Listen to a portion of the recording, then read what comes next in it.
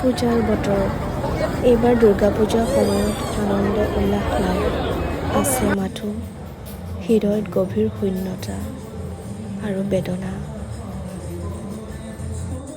কেইখনমান পূজা চাই এটা কথা ভাল লাগিল যে প্ৰায়বোৰ মণ্ডপত কেৱল জুবিনদাৰ গীতেই বাজি আছিল।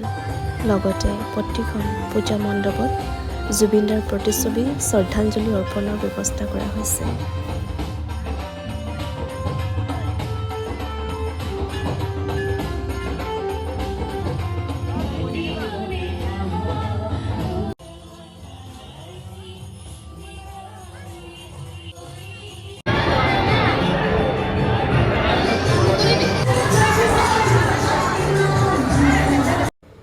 এই পবিত্ৰ সময়ত দেৱী দুৰ্গাৰ আশীৰ্বাদে সকলোৰে জীৱনৰ দুখ কষ্টবোৰ আঁতৰাই সুখ শান্তিৰে সমৃদ্ধি কৰক, তাকেই কামনা কৰিলোঁ।